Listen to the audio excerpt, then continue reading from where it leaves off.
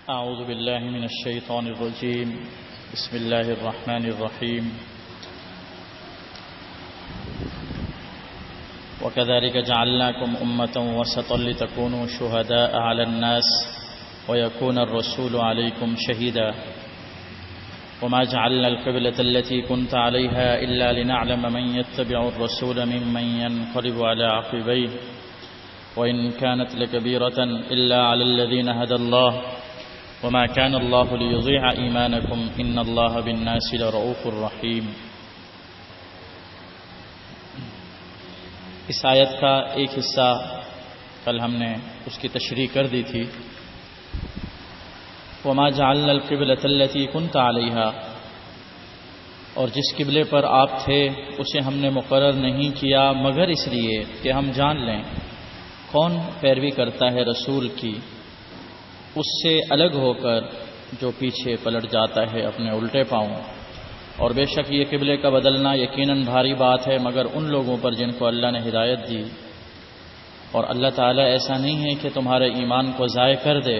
بے شک اللہ تعالیٰ لوگوں کے ساتھ یقیناً بڑا ہی نرمی کرنے والا ہے، بہت مہربان ہے. اللہ تعالیٰ فرماتے ہیں ہم نے پہلے قبلے کی بجائے دوسرے قبلے کی طرف رخ کرنے کا جو حکم دیا، ہماری اس میں حکمت یہ ہے کہ ہم یہ جاننا چاہتے ہیں کہ کون رسول کی پیروی کرتا ہے اور کون الٹے پاؤں لوٹ جاتا ہے، اتباع رسول سے منہ موڑتا ہے. چنانچہ جو ایمان والے تھے، اللہ رسول کی اطاعت کرنے والے تھے، ان کے لیے کوئی مسئلہ نہیں ہوا. انہوں نے اللہ تعالیٰ کا حکم سمجھ کے اس کی پیروی کر لی، اتباع کر لیا. ذرا برابر بھی ان کو کوئی جھجک نہیں ہوئی، کسی قسم کی چوں چرا نہیں کی انہوں نے. اور جو لوگ ایمان والے نہیں تھے، کمزور ایمان والے تھے یا ان کے دل میں ایمان ہی نہیں تھا، انہوں نے اس قبلہ بدلنے کے مسئلے کو بڑا بنا لیا اور بعضوں نے انحراف کر لیا، مرتد ہو گئے، راستے سے ہٹ گئے.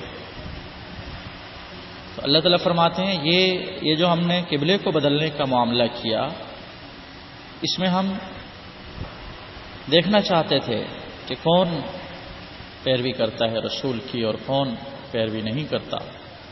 ویسے تو اللہ تعالیٰ ہر چیز کو جانتے ہیں، لیکن ایک ہوتا ہے علم جو ظاہر میں وجود میں آ جائے عملی اعتبار سے، تو عملاً ایک چیز کا سامنے آ جانا، وہ ہم دیکھنا چاہتے ہیں کہ کون پیروی کرتا ہے اور کون پیروی نہیں کرتا.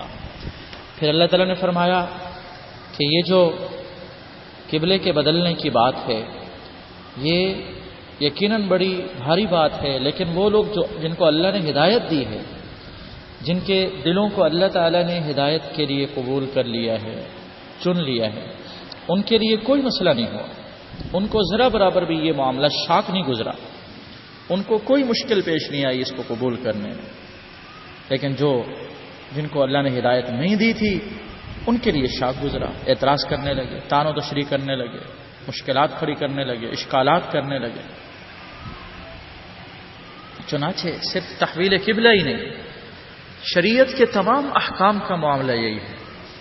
اللہ تعالیٰ جس شخص کو ہدایت دے دیتے ہیں، اللہ تعالیٰ جس بندے کے دل کو، سینے کو ہدایت سے روشن کر دیتے ہیں، اس کے لیے اللہ رسول کے حکم کو ماننا، اللہ رسول کی اطاعت کرنا ذرا برابر بھی مشکل نہیں ہوتا. وہ اللہ تعالیٰ کے دین کے لیے پوری کائنات سے لڑ جاتا ہے، سب کا مقابلہ کر لیتا ہے، سب سے لڑ لیتا ہے. اس کے لیے کوئی مسئلہ نہیں ہوتا. لوگ ناراض ہوتے ہیں، ہو جائیں، لوگ تانا دیتے ہیں، دیتے رہیں، ملامت کرتے ہیں، کرتے رہیں، اس کے لیے کوئی مشکل نہیں ہوتی. وہ کہتا ہے اس نے طے کر لیا ہے نا کہ میں نے اللہ کو راضی کرنا ہے، لوگوں کو راضی نہیں کرنا. اور جس کے دل میں کمزوری ہوتی ہے، ہدایت کی کمی ہوتی ہے، آپ دیکھیں وہ شریعت پر عمل کرتے ہوئے جھجک رہے ہوتے ہیں، ڈر رہے ہوتے ہیں کہ لوگ کیا کہیں گے، ملامت دیں گے، باتیں بنائیں گے، تانا دیں گے. ان چیزوں سے ڈر رہے ہوتے ہیں. وہ کیوں؟ ان کی نظر میں اللہ تعالیٰ کی رضامندی نہیں ہے، وہ تو لوگوں کو راضی کرنا چاہ رہے ہیں. اس لیے ایک مومن آدمی کبھی بھی اپنے دل کے اندر اس چیز کی پرواہ نہیں رکھتا کہ لوگ کیا کہتے اور سنتے ہیں. وہ اللہ کو راضی کرنا چاہتا ہے. بس وہ ہر صورت میں یہی چاہتا ہے کہ میرا اللہ مجھ سے راضی ہو جائے. صحابہ کی زندگی اٹھائیں آپ, یہی تو تھی. ایک صحابی نے ایمان قبول کیا, ماں ناراض ہو گئی, کہنے لگی کھانا نہیں کھاؤں. ایک دن گزرا, 2 دن گزرے, 3 دن گزرے. بیٹا امی سے کہتا ہے امی آپ کھانا کھا لو, میں بالکل پیچھے نہیں ہٹنے والا دین اسلام سے. آپ کو سینکڑوں جانیں مل جائیں, آپ بار بار زندہ ہو کے مرتی رہو نا, پھر بھی میں اسلام کو نہیں چھوڑوں. آپ کیوں اپنے آپ کو بھوک میں ڈال رہی ہو, کیوں آپ بھوک ہڑتال کر رہی ہو؟ آپ دیکھیں, چنانچہ والدہ نے کھانا کھا لیا. یقین کر لیا اس نے کہ بیٹے کی ضد ہے, یہ پیچھے نہیں ہٹنے والا ہے. تو ایمان والوں کا معاملہ یہی ہوتا ہے, ان کے سامنے دنیا یا لوگ یا مخلوق نہیں ہوتی. وہ ہر صورت میں اللہ کی رضامندی کو سامنے رکھتے ہیں کہ اللہ راضی ہو.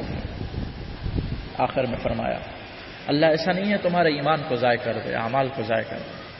اصل میں جب قبلہ بدلا, بیت اللہ کی طرف نماز پڑھنے کا حکم ہوا, تو بعض صحابہ نے آپ صلی اللہ علیہ وسلم سے پوچھا یا رسول اللہ, ان ہمارے مسلمان بھائیوں کا کیا حال ہوگا جو بیت المقدس کی طرف منہ کر کے نماز پڑھتے رہے اور قبلہ بدلنے سے پہلے ان کی وفات ہو گئی, ان کی نمازوں کا کیا بنے گا؟ اللہ نے فرمایا ان کی نمازیں قبول ہو گئیں. اللہ ایسا نہیں ہے کہ تمہارے ایمان اور اعمال کو ضائع کر دے, سب قبول ہو. اس وقت چونکہ حکم یہی تھا, اس وقت چونکہ اللہ تعالیٰ کی طرف سے رضامندی یہی تھی, اس پر وہ عمل کرتے رہے. تو شریعت کے گویا عمل کرنے والے تھے وہ, ان کے اعمال میں کوئی کمی نہیں آئی. ان اللہ بالناس لرؤوف الرحیم, بے شک اللہ تعالیٰ لوگوں کے ساتھ بڑا ہی شفیق, مہربان, نرمی کرنے والا ہے. یہ کیسے ہو سکتا ہے کہ اللہ تعالیٰ ان لوگوں کی نمازوں کو ضائع کر دے؟ یہ تو اللہ کی رحمت, اللہ تعالیٰ کی مہربانی کے خلاف ہے یہ بات.